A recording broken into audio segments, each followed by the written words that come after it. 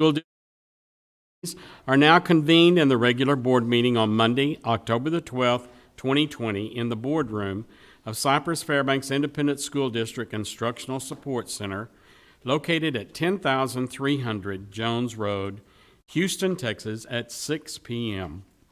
I want to welcome the members of our audience and our television viewers to this meeting of the Board of Trustees. As the Cypress-Fairbanks Board of Trustees, we are here to set goals, listen to reports from the superintendent, approve budgets, contracts, personnel appointments, and make policy for the district. It is not the role of the board to make day-to-day operational decisions. The management and day-to-day operations of the district are the responsibility of the superintendent. We have policies and procedures in place to resolve concerns and issues. This is a public meeting of the Board of Trustees, not a meeting of the public. Prior to this meeting, board members received information related to items on tonight's agenda. Agenda items will not necessarily be handled in the order listed on the notice. The meeting is open to all who wish to attend and hear the matters discussed. During the course of this meeting, the board may determine that a closed session is necessary. In that event, the board will meet in closed session to consider matters duly posted for this meeting as permitted by sections 551.071 and 551.084 of the Texas Government Code. These proceedings are airing live on Comcast Channel 16 and the district website. They will also be available as video on demand on the district website following tonight's meeting. For the video to adequately reflect the proceedings, I respectfully ask that you please refrain from talking while others are speaking and that cell phones are turned off or in silent mode. Take a moment to do that, as I am right now. Thank you for taking time to join us this evening and for your interest in the Cypress-Fairbanks Independent School District. I would also like to take this opportunity to recognize our Community Leadership Committee members who are in attendance this evening. Stacy Anderson. Stacy, would you stand? Thank you. Ryan Irving, would you stand? Thank you, Ryan. Appreciate both of y'all. We don't have any Boy Scouts tonight. The Leadership Committee is a group that meets every month, and they do a wonderful job of learning more about our district. The invocation and pledge of allegiance. The invocation for tonight's board meeting will be given by Joel Mosier, lead pastor of Grace Life Baptist Church. Grace Life adopted Goodson Middle School, where they do an awesome job of supporting staff and students. Joel has 5 children ranging from elementary age to college age. All of Joel's children attended or have attended CFISD schools. Joel personally volunteers as a mentor as well as a watchdog in the schools his children attend. We appreciate your ongoing commitment to our district. Thank you, Joel, for being here tonight. Before the invocation, I would like to introduce the AFJ ROTC cadets who will be presenting the colors this evening. Our cadets are from Langham Creek High School, and they are Cadet Alexa Zavala on U.S. Rifle, Cadet Patrick Brennan carrying the American flag, Cadet Thomas Zellner on the Texas Rifle, and Cadet Nicholas Sines on the Texas flag. Our cadets this evening are under the direction of Lieutenant Colonel Paul K. Marks, United States Air Force retired and senior aerospace science instructor. Right now we will start with the invocation, and after that we will have the Pledge of Allegiance. Thank you, sir. Please stand.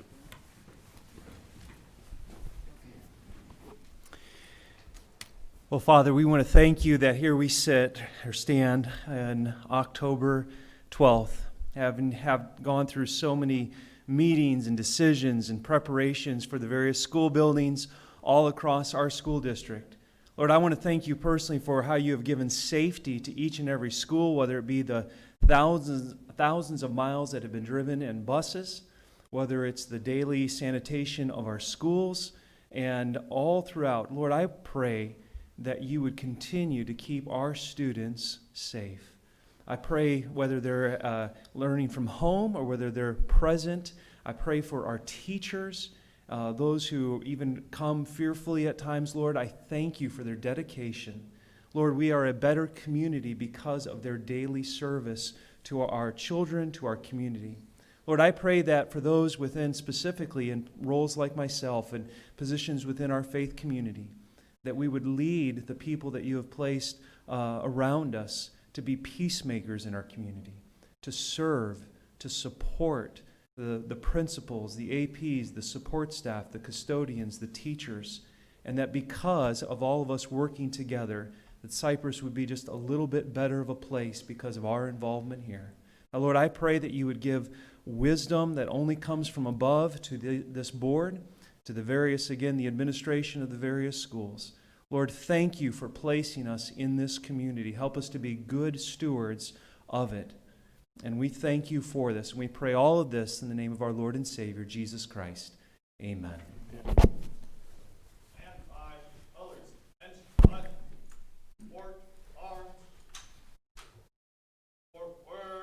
Arch.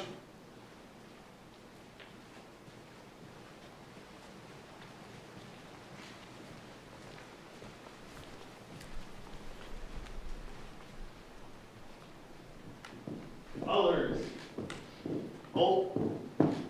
Reese and arms. I pledge allegiance to the flag of the United States of America and to the republic for which it stands, one nation, under God, indivisible, with liberty and justice for all. Ort, arms. Right, ace. Forward, arch.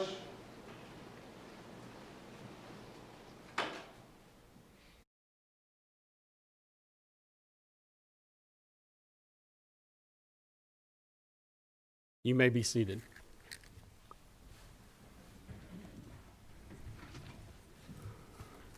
Board member Gilbert Sarabia will read the district's vision and mission statement for the benefit of the audience.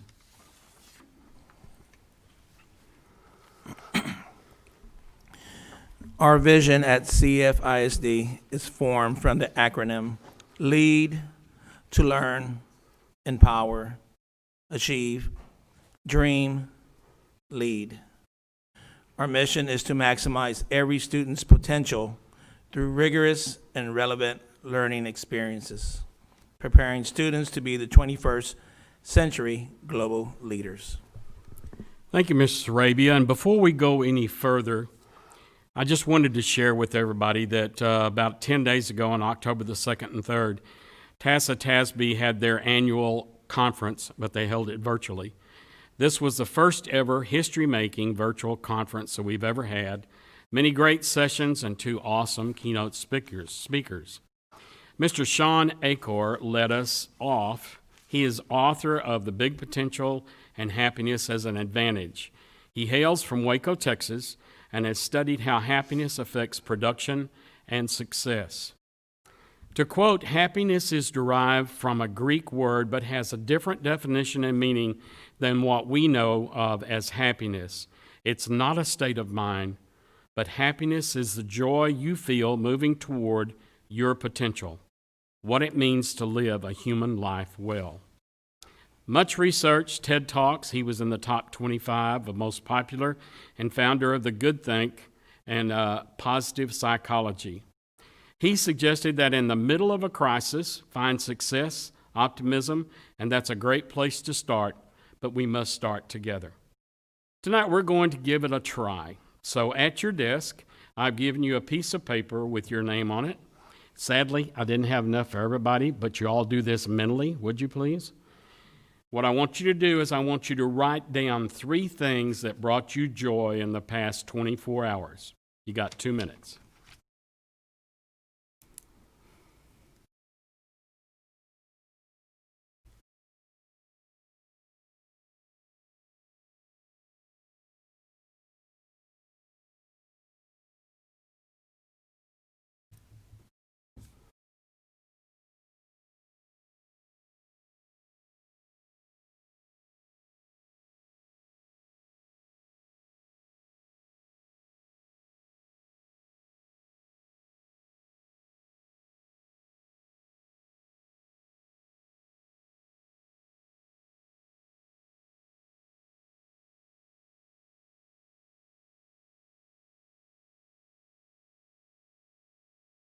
Okay.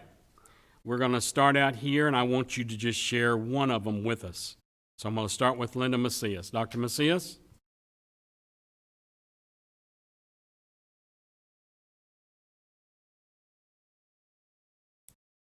Awesome. Karen? Mine was, had to do with the Moore CPOC meeting that I participated in today, and listening to all the teachers and all that they're doing. It warmed my heart. Thank you. Marnie? Hi, Mommy was getting up early on Sunday morning before church, before anybody was up, and just being still and being quiet. That is unusual. Thank you, Marnie. Teresa? Mine was having the opportunity to spend yesterday with one of my best friends celebrating her birthday. Thank you. Jula? Mine was FaceTiming with my daughter, who's a freshman in college, while she was doing her laundry. Dr. Ogletree? Mine was a successful leadership retreat on Zoom Saturday. Thank you. Mr. Ryan? Keep it clean. I was going to say Bill O'Brien getting fired, but you want to keep it positive. So Well, that's positive for some. it is for me. No, we got to spend the weekend keeping our grandson forward. So that was awesome. Dr. Henry? Well, I can't see their faces, but I can see the smiles in the eyes of our students as they participated in band and cheerleading and football games and all of the things. So that warmed my heart. Ms. Blacksher? Spending time with my grandkids this weekend. My granddaughter spent the whole weekend with us. My grandson played football and just saw the other two grandkids, one's at college, talked to her, but just being with family. Mr. Jackson? Being thanked by a patron of the district, a complete stranger, while I was eating dinner, who also said a thank you to each of the board members up here as well. Thank Very you. nice. Mr. Sarabia? Mine was interacting, refereeing 16 volleyball games, coaching 5 baseball games, and having a 4-hour practice today, interacting with what I thought would not be taking place at this time a couple of months ago. So much relieved.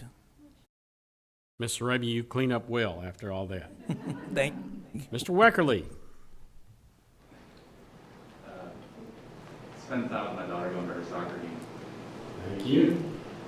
Roy?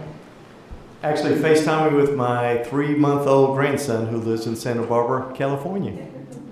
Thank you. Roy Garcia? Traveled to Dallas this past weekend, spent time with my 18-month-old grandson and 2-week-old granddaughter. And of course, their parents. Deborah? I got to visit with my dear sweet mom this weekend, and we had a family walk-a-thon in the park, so family time was wonderful this weekend. Thank you. And Holly, I just gave one to Holly too. Watching my much anticipated movie Mulan. Thank you. So good. And mine was hearing all these positive statements from everybody that I hold so dear and have so much respect for. And it indicates to us that the lead, which is learn, empower, achieve, and dream, has to start at the top, and everybody has to feel it all the way down. Although we won't be doing this as every meeting, I just wanted to try it out. Thank y'all for sharing it with me. The superintendent will make remarks and announcements, including the honors and achievements earned by staff and students in recent weeks. Dr. Henry? Thank you, Mr. President, trustees. Just one thing that we left out on Thursday, and certainly don't want to leave anyone out, when we were celebrating our campuses and departments that have achieved the No Place for Hate designation, we left out Club Rewind. So we wanted to celebrate Club Rewind because they've also been honored by No Place for Hate for their work. The Leonard Brodegum Center was chosen by the Texas Association of School Administrators and Texas Association of School Boards to be included in the 2020-2021 exhibit of school architecture. Exhibit selections are awarded Star of Distinction Awards for excellent projects in one or more of the following 6 areas: design, value, sustainability, community planning, and school transformation. The Brodegum Center earned a Star of Distinction in both planning and school transformation. And if you remember what the old Matskey Elementary School looked like before, you would know that was well earned. Originally, this was the site of Matskey Elementary School. The rebranded special program facility opened in 2019 as the Brodegum Center. Designed by PBK Architects, the center extends the life of a building that first opened in 1965. I'm also proud to announce that we have a new principal, and so I will turn it over to Roy Garcia to begin the introduction. Thank you, Dr. Henry. President Covey and Board of Trustees, last month we introduced Sarah Hardy as our new Assistant Superintendent for Secondary School Leadership, and this created a vacancy at Cypress Lakes High School. And tonight we are excited to announce their new principal, Mrs. Lynette Bellamy. I will provide a brief overview of Lynette's professional experience and then give her an opportunity to address the board and introduce her family members that she has in the audience with us this evening. This is Lynette's 26th year in the education profession. She was an English teacher in Pasadena ISD and at Katy High School before joining Cypress-Fairbanks ISD. She was a counselor at Thornton Middle School, Cy-Fair High School, and Truett Middle School. She also served as the Director of Instruction at Truett Middle School and Cypress Ranch High School. And she has been the principal at Lyby Middle School since 2016. Lynette participated in the Rice Educational Entrepreneurship Program and the statewide Principals Institute, and she is currently working on her Doctorate of Education at the University of Houston. Lynette and her husband Ed have 2 sons, Brett and Blake. Both of them have attended all CFISD schools and graduated from Cypress Ranch High School. Brett graduated in May from the University of North Texas, and Blake is a junior at Sam Houston State.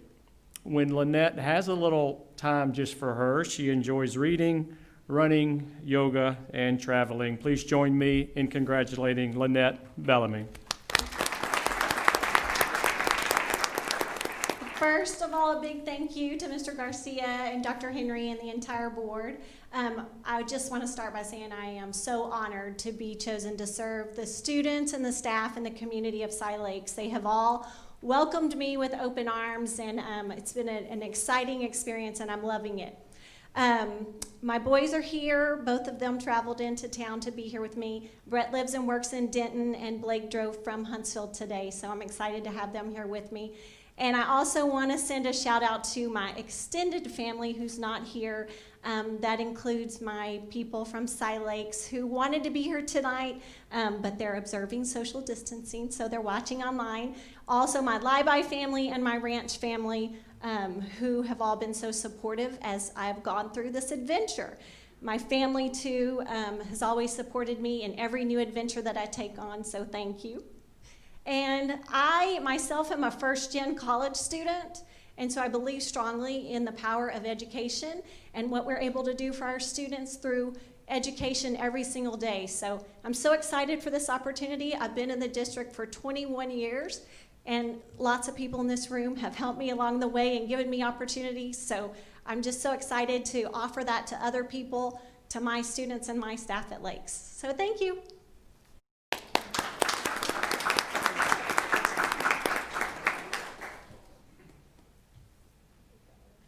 You got more? That's it, okay. We'll now proceed to the public comments portion. Patrons who have duly registered for policy BED local may address the board and make public comments on agenda item during or before the board's consideration of the item. The board may allow public comment on agenda items at all meetings. The board will continue with the remaining agenda after the registered patrons have had a continued opportunity to speak. We have nobody doing it tonight, so we're going to take a little short break to issue congratulations, and 5 minutes, guys, 5 minutes.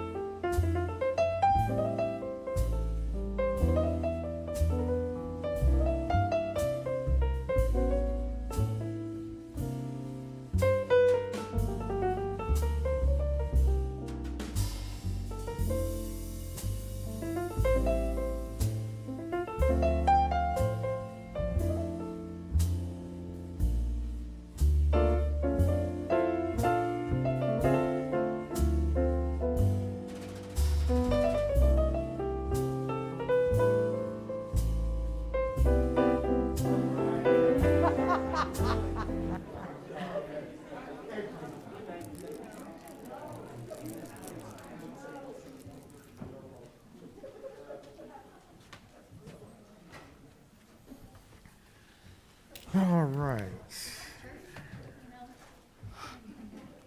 Okay, we will now proceed with the board comments portion of the agenda.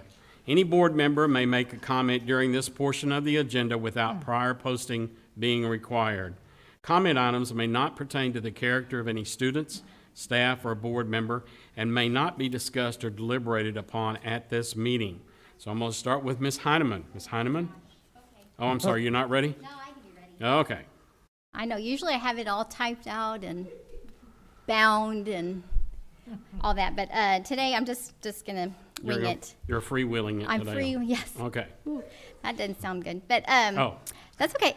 So I wanted to share, and actually it was one of the things I wrote down on what brought me joy in the last few days was spending time with, I had many more opportunities to spend time with students and teachers over the last week or so, just through various opportunities, football games. I actually got to visit with the girl, a student that I mentor, that I have not seen since March.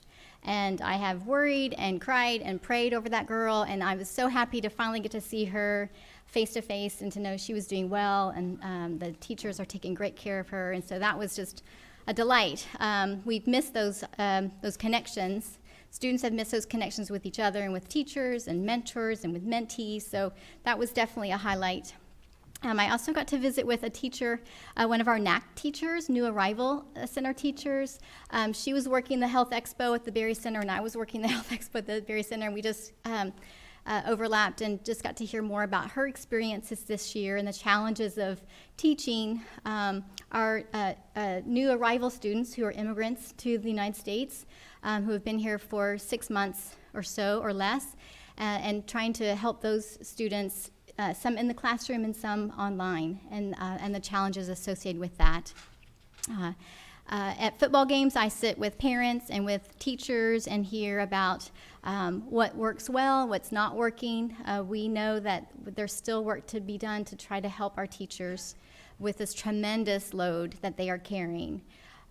With the struggles of teaching remote, virtual students, online students, as well as students in their classroom are indeed very great. And so I'm encouraging everyone involved to, at campus leadership and district leadership, to continue to seek out ways that we can help our teachers. The other thing I just want to mention was 2 more things. Please continue to follow the health and safety protocols. Parents, students at athletic events and art events, it's really important that we continue to follow those protocols so that we can continue to have these events that bring so much enrichment and joy to our students. And also encourage everyone to vote. Early voting begins tomorrow. Thank you. thank you. Dr. Ogletree? Thank you. Yes, early voting does start tomorrow, and I want to encourage all of our Cyfair community to exercise your right to vote. And when you exercise your right to vote, please don't vote against your interests. We do have a good school district here. We are proponents of public education, and you have to be careful with candidates who support charters and who are endorsed by charter programs. Don't vote against your interest. And I thank God for the privilege of serving in a district that believes that we can reach and teach every student, and that our motto is opportunity for all. And you will not find that in charter schools. And our teachers, as Julia said, are really struggling. Please keep them in prayers. They are trying to live up to that motto with this situation that we have here with in-class instruction as well as virtual instruction. It is tough, but with community support and with prayers and with I believe our administration monitoring the situation and making adjustments when possible. We will get through this. That's all I'll say today. Thank you, Dr. O. Mr. Ryan? Nothing? Ms. Blackshear?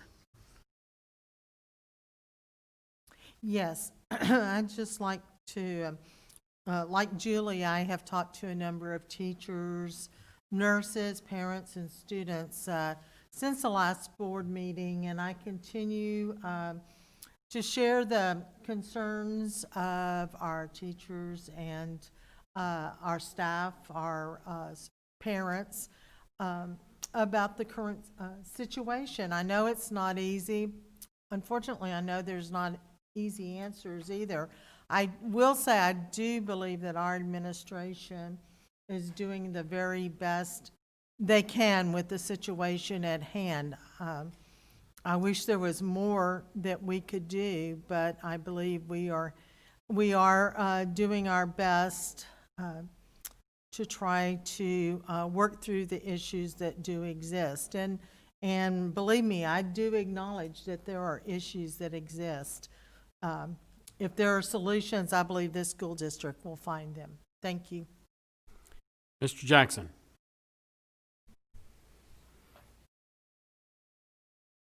The words of Don McLean came to me this past weekend when I stole away and caught part of one of our football games. 2020 was the year when the music almost stopped. But because of you and your colleagues, the marching band took the field. Because of you, flautists play their delicate legato notes. The horns are properly boisterous. French and other foreign languages are spoken, math is learned, science experiment work or go awry, and so very much more.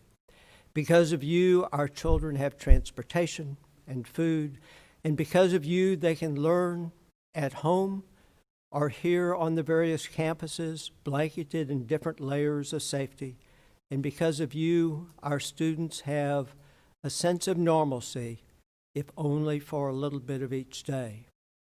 So to the staff on campus, the campus leadership, and the leadership here at Central Admin, I tip my hat to you for your courageous attitude. My dad taught me that courage was facing concerns and fears. And in fact, each of our employees are doing exactly that, not just for our students, but also for our community as well. On a different note, I'm back on the speaking circuit. I've made 4 presentations, and this week I'll make 3 more. 2 were completely by Zoom. 1 was in person, and 1 was in person in Zoom. And for 30 minutes, while I tried to give a presentation in person and on Zoom, I had a little taste of what our teachers have been telling me is the joy of teaching the hybrid model. I can say I failed miserably. I'm glad our teachers do a much better job than I did. But I understand that it is, in fact, a struggle. And I want to say thank you again to the leadership for making those accommodations. Not nearly enough could we make, but those accommodations that you did make, I know are very much appreciated, and they resonate throughout the entire district. So thank you. Ms. Arabia? I too want to echo the voting. It's very important to vote. Please get out there early. The weather's fantastic, and let's hope it stays that way. Nice and safe voting. It's going on 1 year and 3 days here. It's going to be 1 year and 3 days that I had to make the toughest decision I ever had to do. And coming up on my mom's 1 year anniversary of her passing, where I had to enact her DNR wishes and stuff, and that's not something I wish on anybody. And so she gives me strength, and I know that Mom would always look at me and just tell me like this if it needed to be, but to be strong and be strong. And that's where we are. And by the example of the administration, you guys are working very hard. And I echo Tom's sentiments, though, going out there and seeing the the lives that y'all affect and in a positive way. No, we're not perfect, but we do try extremely hard. Getting out there and seeing people adapt to what needs to be done to curb this terrible COVID that we're going through right now is extremely heartening, and it makes you look towards a positive manner and stuff. We want to keep trending better, and seeing all the everything on social media from the kids and the parents, and they're going to games and seeing all the construction around the district, and it brings a light that I was not sure was going to be there in about 3 months ago and stuff. So it's very promising, and kudos to everybody who's involved here, and kudos to everybody coming in and communicating your concerns and stuff. Those are welcome. We may not seem like we're welcoming their comments, but we need to hear that, and I commend you guys on coming up here and letting us know, because there is action always being taken on comments. Comments do not go by the naysay and just let it go. So anyways, going back and seeing the smiles of everybody and hearing the stories from Julie and everybody else, and Ryan and everybody getting around the district, our community is vibrant. We're moving around, and it was just hard to imagine that 3 months ago. Thank you, everybody here. Thank you, Mr. Arabia.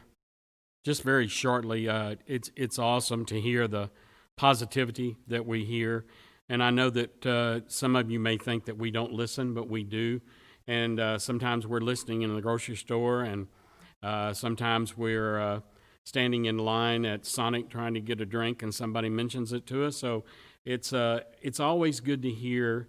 And I always ask the students at HEB how things are going in school. And some of them are doing virtual, and some of them are not. But they seem to be as positive as you possibly can be. And I appreciate that. I love the idea that we have this optimistic feeling that we're going to get through this together, and we will get through it together. And I definitely appreciate the superintendent and the A-team and everybody out there that's working so hard. Y'all are wonderful. Thank you very much. We will now proceed. Oh, one more thing. Whoever did this for our resolution, thank y'all very much. They gave each one of the board members one. This is very, very thoughtful, and we're extremely proud of that. Citizen participation. Those who are duly registered for policy BED local may address the board regarding matters of concern, interest to the district, other than the character of any student, staff, or board member. The board may not act upon any matter that is not listed under the action item portion of the agenda. I will also tell you that we're using both podiums, so if you come up to one, the next person that follows should go to the opposite podium. And we have our podium cleaner over here that works diligently on keeping us sanitized. You will be given 2 minutes. At 30 seconds before, the yellow light will come on. And at the end of the 2 minutes, we ask you to sum up. So first up is Diana Alexander.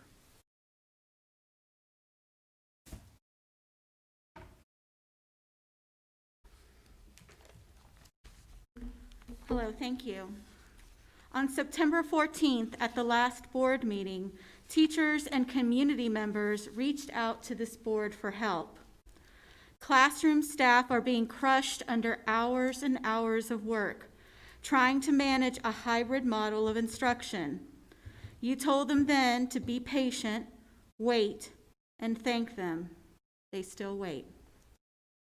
Teachers had valid concerns about their health as they cope with extreme fatigue for worry and overwork.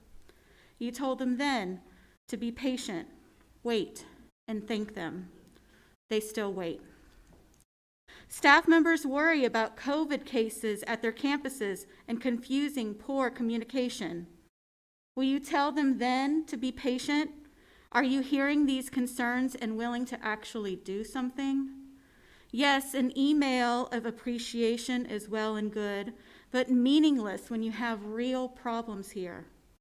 How many quality, hardworking people have to resign before you understand? This is not something you can wish away. Even now, as some of this body sit here unmasked, cases are spreading in this district. Be humble and admit you can do better. Ask for real input from staff. Heal the mistrust now, and you may have a chance in avoiding an exodus. The stress and workload is unsustainable, and the buck stops with you to make changes. Thank you. Thank you very much, and sadly, I don't think the light was working, but you did great. Thank you very much, Diana. Gabrielle Culp. Gabriella, excuse me. I didn't see the A, my fault. That's okay. So, hello everybody. You know me because I've been here before. But today I wanted to just give you a glimpse of my experience as a classroom teacher. You mentioned going to the grocery store. Lucky you. I didn't get to go grocery shopping last week. Because guess what? It's the end of the grading period. And Schoology crashed. And I had over 200 items that were ungraded. And parents that were mad because my child has these in the book. I have 2 preps. One of them is a college class. I'm a team of 1. Guess how many hours? Just guess how many hours a week I work? Over 100. Why? Because I can't go in front of my patients, my students, and wiggle it. It's a matter of pride for me as their teacher. They look up to me. I have to be their role model. If I go there and I say, oh yeah, here's the worksheet, go ahead and do whatever, that's not gonna fall. That's not gonna fly. And you were asking us why, something that brought joy in the last 24 hours? Well, here's my joy. 3 of the students at Cy Ranch that are National Honor Merit semifinalists, they are my former students. I wrote letters of recommendation for every single one of them. Some of them were my students twice. That's what makes me go back every morning there. I risk my life every day. For what? For my students, because that's what's important. But what happened? Somebody in my portable tested positive. Do you think that anybody came and said, hey, somebody was positive in this portable, take extra precautions?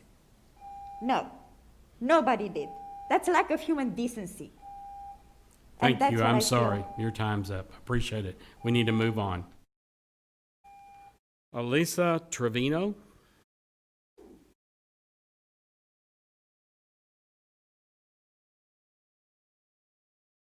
I'm a teacher who had to resign after nearly 15 years due to health concerns and lack of proper safety protocol.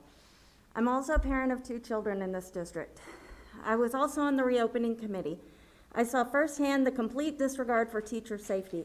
The priority has always been to give kids their normal school lives back. I have offered numerous suggestions during the committee meetings that were completely disregarded.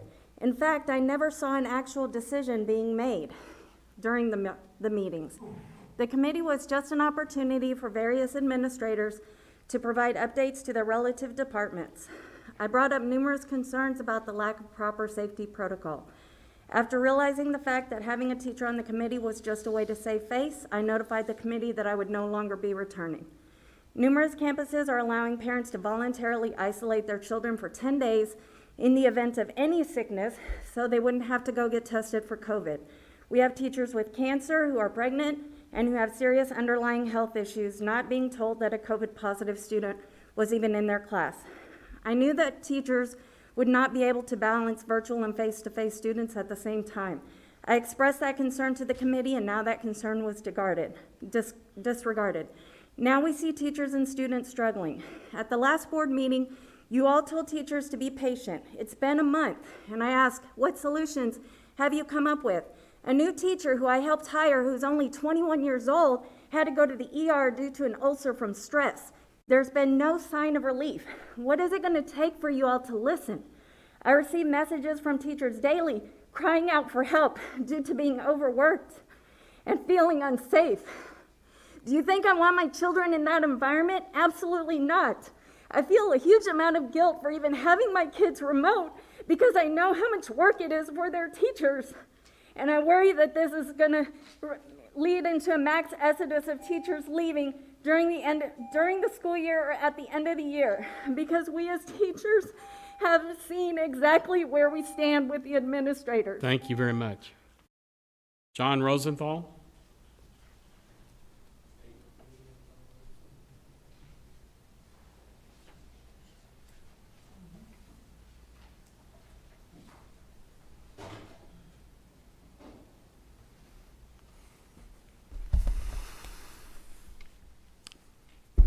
Thank you, trustees and Superintendent Henry, for hearing me out tonight.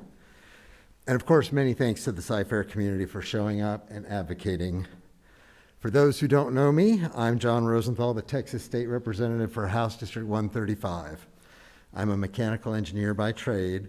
I worked in oil and gas for 25 years before running for office in 2018. My daddy was a lifelong educator, a math teacher. Both of his parents were also lifelong educators. I grew up believing in the importance of public education, and my primary motivation to run for office was to increase funding and also to overhaul the whole system of standardized testing that we do in Texas. So I am a relentless advocate for public education, and that is why in this election cycle, I'm the only candidate for District 135 that's endorsed by the American Federation of Teachers. I'm the only candidate that's also endorsed by Texas State Teachers Association. And I take no support from pro-charter organizations. I do not seek their endorsements. I am unapologetically all in for public education. I support you and your district. Public education is a nonpartisan issue. It should be the first priority of state government. I hate that the Texas Education Agency has put our ISDs in such a tough spot with the pandemic right now. Hate it. And I know our school board is doing their best to work within those constraints. So I will advocate for keeping the dual path. We have a special needs child in our house, and so I get to see firsthand the amazing work that that teacher does to maintain the classroom and the remote instruction. It is simply amazing. Finally, I'll just say early voting starts tomorrow. You can all access the information on all the voting stuff through my website, johnrosenthaltx.com. Thank you all. God bless you all. I'm John Rosenthal. Thanks again. Thank you, Mr. Rosenthal. Mariah Najmundin.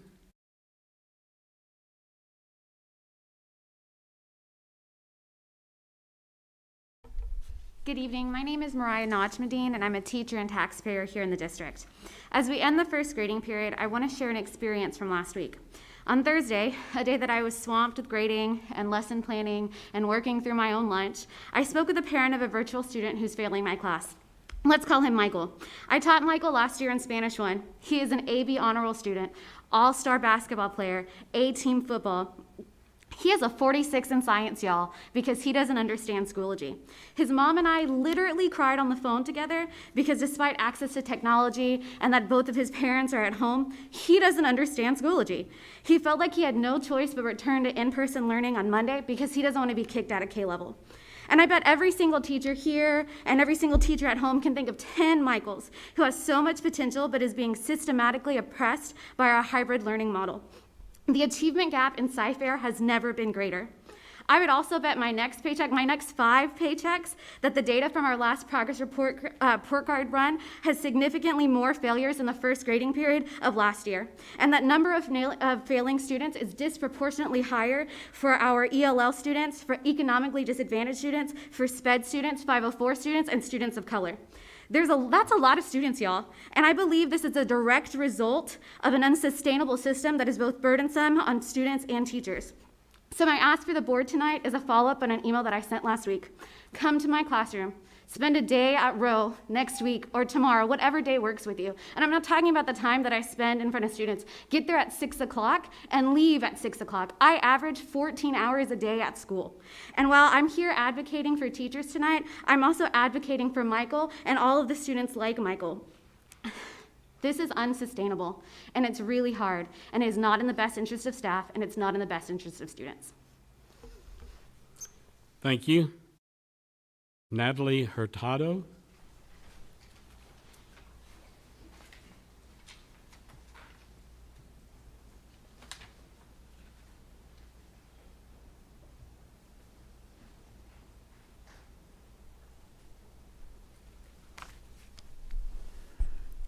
Good evening, distinguished trustees and Superintendent Dr. Mark Henry. My name is Natalie Hurtado, and I am the mother of a Cy Creek Jr. and 2 future Jaeger girls. I happen to also be running for state representative for House District 126. I am here tonight to simply let you know that you have a friend in public education.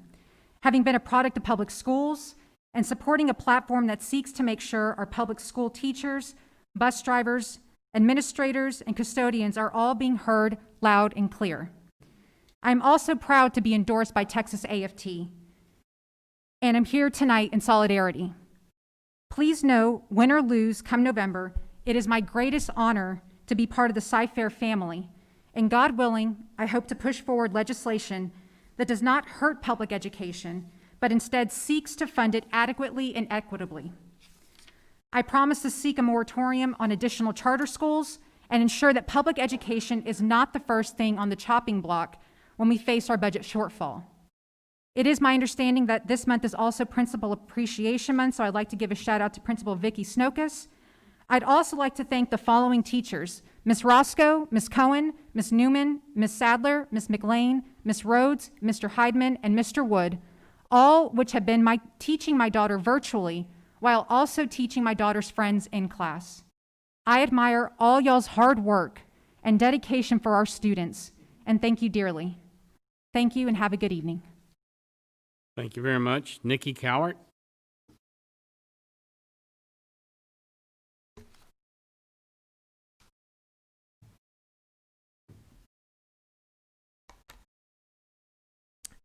My name is Nikki Cowart, and I'm a leader with the American Federation of Teachers.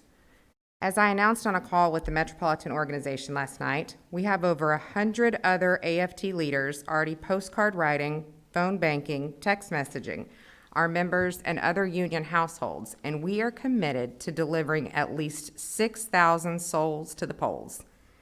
Early voting does begin tomorrow, and we agree with what was said at Thursday night's work session. This is not a time for teachers or any of us to be silent.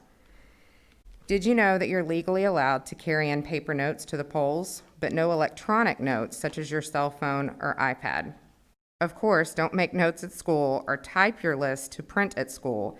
This was also reminded via post on Texans for Public Ed. If you need help finding public ed friendly candidates, there are lots of people happy to help, including some of the candidates here tonight that are with us. Of course, our union, the AFT, we are happy to help whether you are a union member or not. You see, AFT really does speak for me. AFT really does speak for all educators in this regard. We started delivering our Cy-Fair AFT Vote Safe kits today. These kits include a mask, gloves, hand sanitizer, and a legal cheat sheet that is teacher approved. You can count on Cy-Fair AFT for help, support, and resources needed, whether it be at work or at the polls.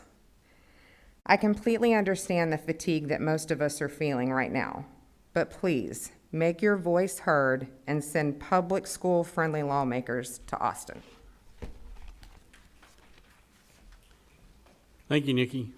The public hearing portion of the agenda was presented at the board work session on Thursday, October the 8th, 2020.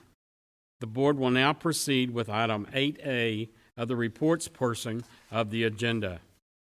8A, in accordance with the Texas Education Code, the State Board of Education regulations, the president of the CFISD board shall announce the name of each board member who has completed, exceeded, or who is deficient in continuing education required under state law.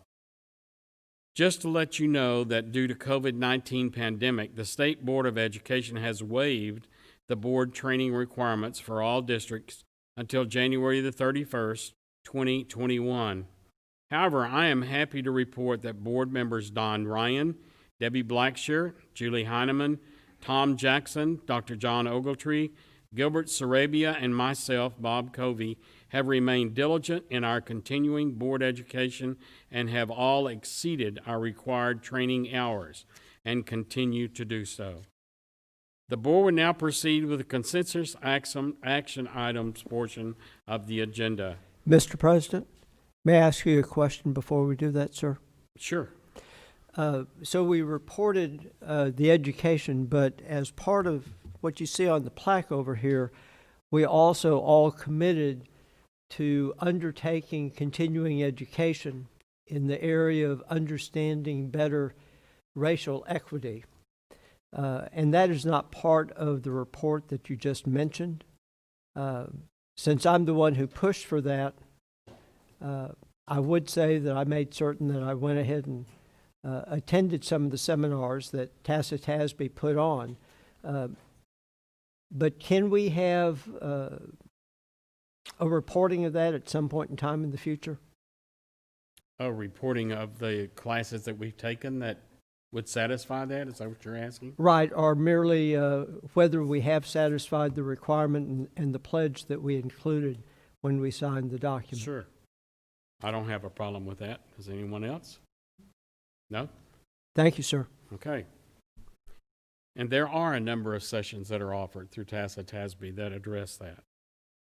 The board will now proceed with the consensus action items portion of the agenda. 9A, the board consider approving the minutes of September 14th, 2020 regular board meeting. The following non-consensus action items were moved to consensus during the board work session on Thursday, October the 8th, 2020. 10A, the board will consider awarding bids and contracts and are authorizing purchase orders as recommended in the posted agenda items. 10A1, desk and tabletop protective dividers. 10A2, Zone R annual service agreement. 10B, the board will consider approving the continuation education workforce agreement between Cypress-Fairbanks ISD and Lone Star College. 10C, the board will consider approving and submitting to the Commissioner of Education a request for maximum class size waiver. Again, item 10D, level 4 appeal that was to be considered in a closed session at the board work session on Thursday, October the 8th, 2020 was not held due to the absence of the complainant. If any board member wishes to remove one or more items for further discussion, please do so at this time. If not, I will entertain a motion to approve the consensus items as recommended or amended. Do I have a motion? Mr. President, I move that we approve the consent agenda as recommended and or amended. Thank you, Mr. Ryan. Do I have a second? Second. Thank you, Dr. O. Before we vote, is there any questions or concerns about any of the items? Yes, Mr. Covey. Yes, sir, Mr. Jackson. Thank you, sir. We have on the agenda acquiring more plastic shields. A little background, when Harold Rowe and I were walking together through the school that bears his name, we chatted about one of his projects, and one of his projects was the light scribe.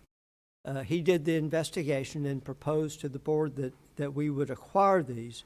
For the viewing audience, the Light Scribe approach is a voice magnification system with speakers, and the speakers are actually primarily situated in the ceilings. I've used these both in large group settings but also in classrooms. So the question I have and I have a number of these questions.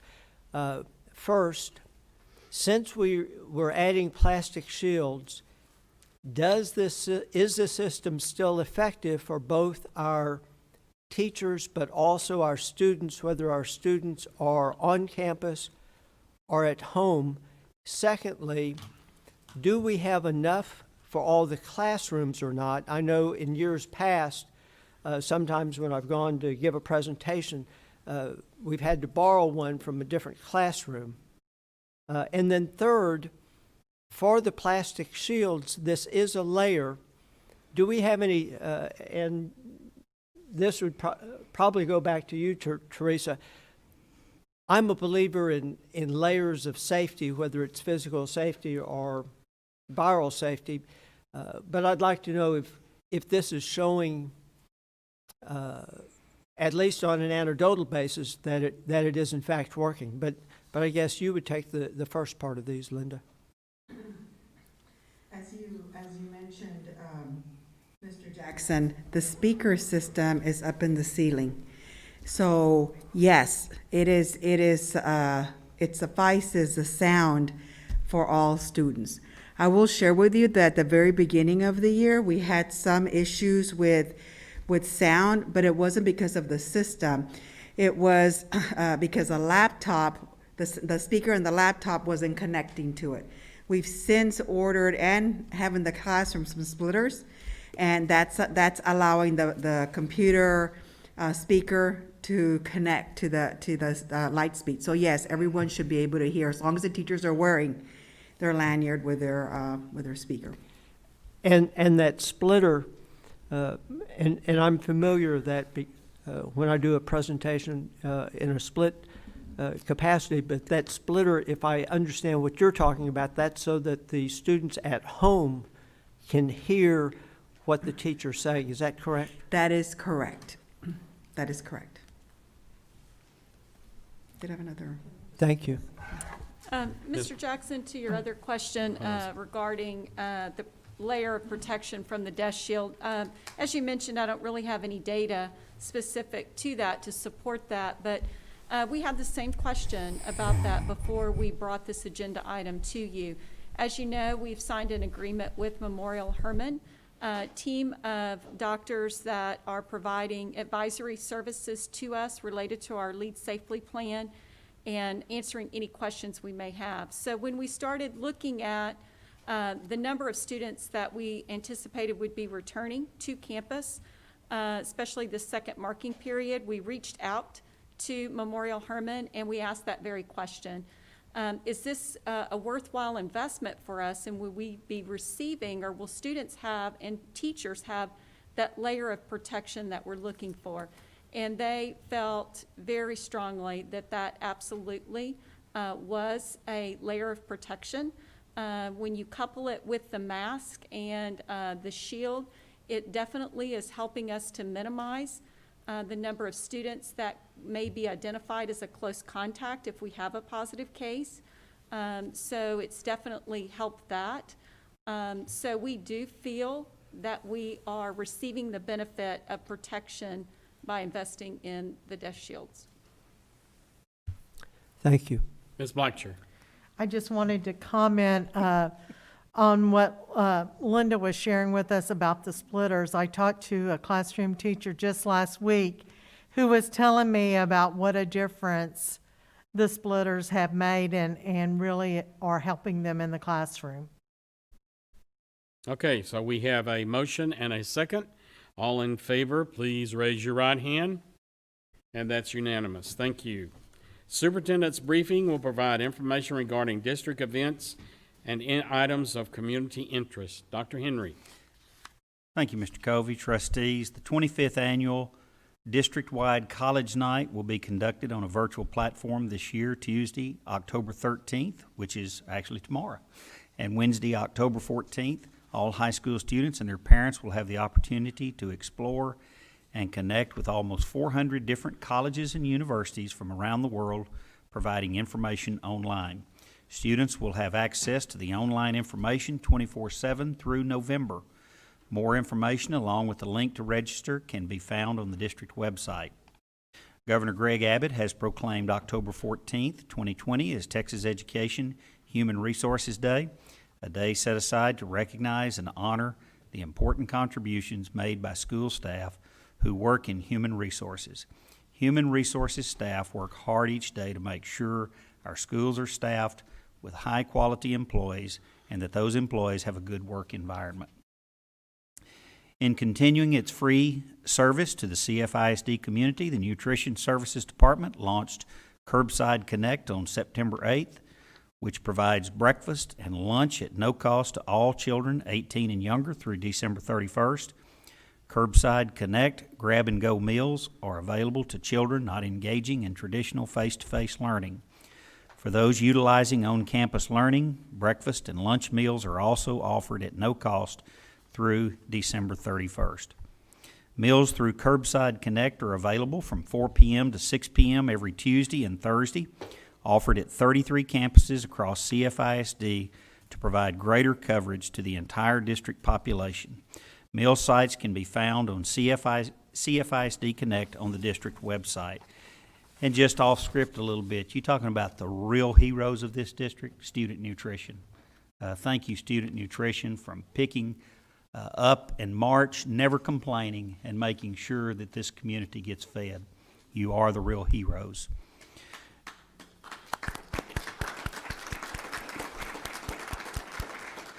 During the week of October 26th through October 30th, 2020, Cypress-Fairbanks ISD will be participating in Red Ribbon Week activities. The National Family Partnership organized the first nationwide Red Ribbon campaign as a way for people and communities to unite and take a visible stand against drugs, using the red ribbons as a symbol of intolerance. Along with celebrating Red Ribbon Week, CFISD will participate in National Bullying Prevention Month, a nationwide campaign founded in 2006 by Pacers National Bullying Prevention Center. The campaign, the campaign is held during the month of October and unites communities around the world to educate and raise awareness of bullying prevention. We hope you will join us in supporting our students during Red Ribbon Week as well as Bully Prevention Month. I want to remind employees, as it's been said earlier, and community members, that we will have the privilege to exercise one of the greatest rights, voting on November 3rd, 2020.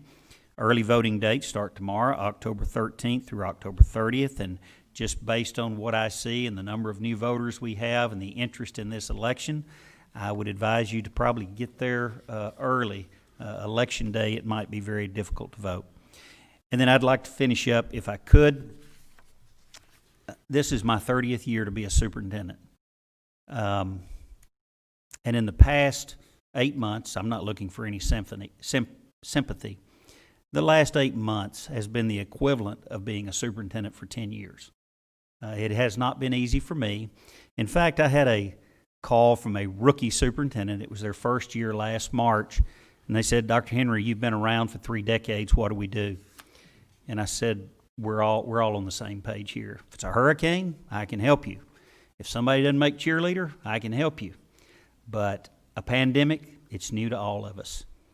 We haven't made all the right decisions as an administrative team, but the decisions that have been made in the best interest of CFISD, and we've done our best every day to make sure that all of our employees and all of our students are safe as possible while continuing to try to provide an education for our students. We haven't been perfect, but we're going to get better. I always hear this comment, "You're not listening to me." That's just not true. I listen to teachers all the time.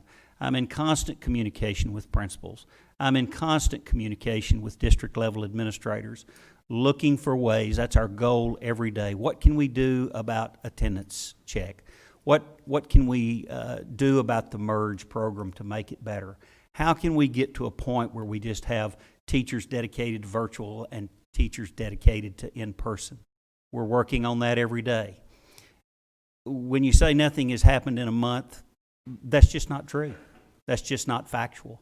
A lot of things have happened. They may be minor, they may be administrative, but an effort is being made to relieve the burden on our teachers. We don't know exactly how to do that, but we're working at it. I can tell you, as we start the new grading period, we're going to do some things differently based on what we learned this first grading period. Is it going to be perfect the second grading period? No, it is not. I am fully aware of the high number of students that are failing. Unfortunately, that is not a Cy-Fair ISD problem. That's a state problem. That's a national problem. It's not always the teacher's fault. It's not always the technology. It's never the teacher's fault. It's not always the technology's fault. Sometimes just students are not engaged, and that's a very difficult way to learn.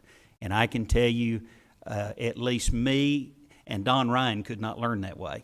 Because I'm not even going to say we're too much alike, because I don't know who that reflects poorly on. But it's a very, very difficult way to learn. All I can say is community, as teachers, we're trying. We've involved teachers in decision-making. We've involved principals in decision-making. We've involved parents in decision-making. When you have 7,000 teachers, you can't have a group of 7,000 teachers involved, but you can have representatives from that group. I don't know of anyone over 30 years, and I think most of our teacher groups in here will agree, at least up until the last 8 months, anybody that's listened more and tried to have a great relationship with not only our teachers, but every employee in this district. I've never thought being superintendent was better than being any other position in this district. I'm just one of the member of the team. And I can assure you that moving forward from today, I'm going to double my efforts and try even harder. Yes, I'm working 120-hour weeks just like the rest of you. But, guys, I said it earlier when Bob had us go through our little exercise. I guess it was about 3 weeks ago, and I walked out onto the CFFCU field. And no, I couldn't see the students' faces because they were covered by a mask, but I could see the joy in their eyes. Guys, they need us. They don't just need us online, they really need us in person. The most influential people on children are, number one, parents, number two, clergy, and number three, teachers and school personnel. They need us. Let's don't give up on them. We'll continue to give our best effort. If you have some suggestions, send them to me. The principals that are here today can tell you that I've told them whatever you need. This board heard me say this. Whatever you need, whatever it costs, we will get it for you. I promise. Thank you, Mr. President. And to that note, and we are very supportive of our superintendent, we are now adjourned. No, wait, we got an addendum. We do? have an addendum. We do? Yeah, we do. If you just scroll down. Well, it's not on my copy. There's an addendum posted, and it is, and I can just tell you it's posted. So it is so that we have asked the board to waive our vacation policy because you may remember that because it's DED.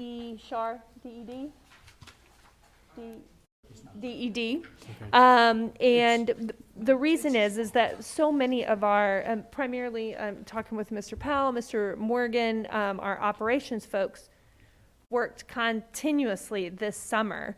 There are year-round employees, and so they only have until December to use their vacation time. But because we had so many protocols and things going on this summer, most of them were unable to use their, week or 2 weeks. And so we would like the board to extend that time deadline to use that leave from December until July 31st. So to give them, and so that would of course take board action because it's a local policy and you're the ones that can waive that. Okay, so can I have a motion? Mr. President, I move that the board approve a waiver of the provision on DED local compensation and benefits, vacations, and holidays necessary for the district to allow for the extension of the use of earned vacation days. I second. Thank y'all. Any questions or concerns? Yes, sir. Is July really long enough? Because I don't see a lot of things changing between now and July. I would say if the board would approve it where it is, we may come back to you in March and ask you to extend it a little further. Is that fair enough? Mm-hmm. So that's fair to me. We just need to remain sensitive because I think I'm fairly confident additional time will be needed, but as long as it's on somebody's calendar that we look at it again, I can vote in favor of this. Okay, Yeah, so the idea with, I'm so sorry, Mr. Covey, the idea with the end of July was that, that hopefully things next summer, they would, be able to take it in the spring, and then they'll obviously get new, vacation time. And so, but if it looks like we're gonna be calling on all those folks to, give us their whole summers again, then we may ask you to extend it. But we were looking at 6 months initially. Okay, so we have a motion by Mr. Ryan, second by Ms. Blackshear. All in favor, raise your right hand, and that's unanimous. Now, we are over. No, there's not. We are